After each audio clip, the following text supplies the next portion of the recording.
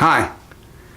In this episode of Growing Your Sense of Self Through Self-Defense, we're going to talk about love and what love is and what love isn't. The word love is, people give it a lot of different kinds of meanings and things, and I think what they do is bundle strong emotional feelings and call it love, which sometimes then turns into hate because that's a strong emotional feeling too. But we need a concept. Let's try to take away whatever you might think of the definition for love is right now, and think of whatever the definition is, it has to fit the ways we use love. So I could say, I love you, my spouse, right? I love my children. I love my parents, although they're both passed. I love this friend. I love chocolate. I love a sunrise. I love the concept of freedom. I love this piece of music. I love Jackie Evancho, who performed the piece of music. I can love things and people who are close to me, people that I don't even personally know. I can love concepts, things. I can love the United States. So whatever meaning we give to love, it has to apply to all of those. And the relationships that I have with these different people and concepts and entities, they're dramatically different, right? You say, well, you don't love chocolate in the same way you love your wife. Yeah, but I love them both.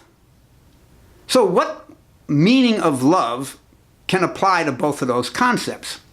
And we don't want to start changing, well, I love A, love A means loving a spouse, love B means loving kids, love C means loving parents, love D means, we don't want to have a bazillion different definitions of love that apply in these different ways we use it. That there's something underneath that carries a meaning, something positive and strongly emotive that can't be perverted into something of, well, I used to love her, now I hate her because, and that you see people do that a lot. They're just so ingrained in them. They're not, what they would call in love was just a strong emotional fixation, attachment, dependency, whatever it is. But we might look and say, well, that really was never love. When you're that hooked on something like that, there's something else going on. There's a neediness going on, and that's not love. And let me propose as a definition, you could pause the video for a moment and think about it yourself. But I want to give a definition that M. Scott Peck gave in The Road Less Traveled. This is this wonderful definition of the concept of love. His definition is, love is joy in the existence of. That's it. So you can see it's sort of unidirectional. I could love the United States or freedom or the sunrise or Jackie Evancho or somebody that they don't have to even know I exist. So I don't require them to love me back. I'm just joyous about their existence. Just seeing the sunrise, whoa, man, that just blows me away.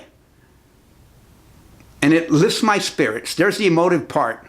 Just seeing or hearing or being aware of the concept of the person who is, those things can bring a joy to me just by their existence. So I love that definition of love. And now I gave an exercise, optional exercise, a bit ago about saying I'm a wonderful and beautiful person and I love who I am. Now, if that's a hard word for you to say about yourself, you can try to use this definition of love. I find joy in my existence. Which maybe it's just as hard, maybe not, I don't know. But people, a lot of times, because of all the confusion around the concept of love, they're reluctant to use the word love. I don't want to sign this letter, love, Curt. Well, the person might get the wrong idea. Okay, write joy in your existence, Curt. And it means love, Curt, but it somehow doesn't have the confusion around it that the word love has, because it's too often misused. Definitions are misapplied to it. So there's the beauty of it, and with that concept in mind, see how more comfortable you are either using the word love or its equivalents, joy in the existence of, joy in your existence, whatever, if you're talking to a person or talking about something, and see if you can get comfortable with that. Or just think of what it is you're talking about as being joy in the existence of, and then you use the word love. So the more we can love, the more we can love. Right? That's how it falls. It's not so much I don't have so many chits of love I can give out and I'm all used up after my family and closest friends. I can't love no one or nothing else. No, the more I love, the more I can love. So it's good to be comfortable with that notion. It's good to have a concept of it that you can embrace. That's only positive. It's accurate because it can be applied to all those things: love and chocolate, freedom, country, sunrise, whatever. There's no neediness associated with it. There's no dependency on somebody. If I love you, you gotta love me back. No, I find joy in your existence. If you think I'm a scumbag, okay, you could choose to do that. I still find joy in your existence. That's what love is, unidirectional. And it's nice when both people find joy in each other's existence, but it's not required to love.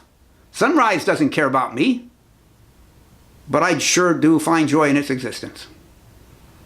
So, thank you for your time. Kamsahamnida. Toodles.